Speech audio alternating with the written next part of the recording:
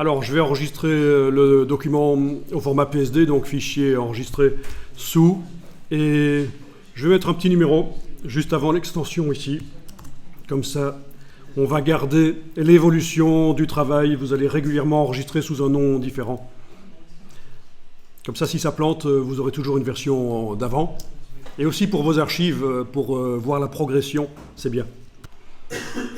Alors voilà, on va double-cliquer à droite du nom du calque 0.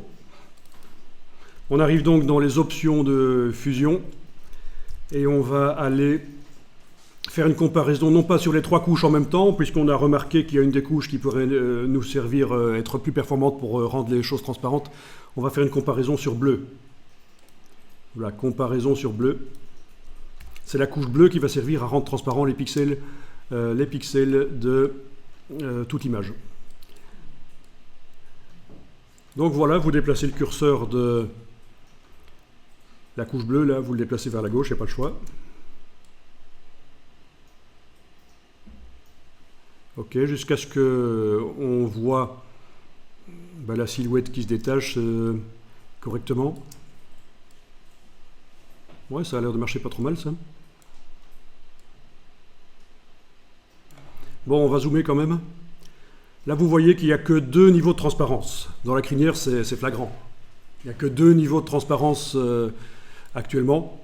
Donc, on va créer différents niveaux de transparence. La touche Alt. On casse le petit indicateur là et on va essayer de déplacer ça pour avoir des niveaux de transparence. Oui. Alors parfois, pour certains sujets complexes, il faut le faire plusieurs fois pour différentes parties du sujet qu'on détourne et puis combiner les différentes parties. Je ne sais pas si ici on va devoir le faire, on va voir.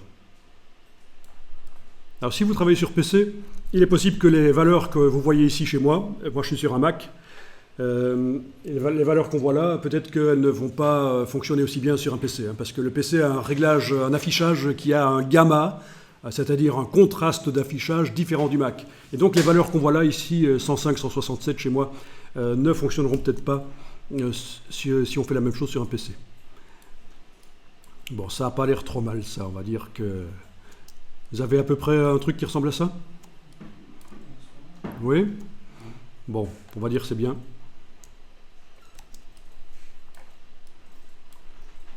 Il y a d'autres techniques pour sélectionner la girafe. Donc, il y a la technique de plage de couleurs qui aurait pu servir aussi. Mais enfin, voilà.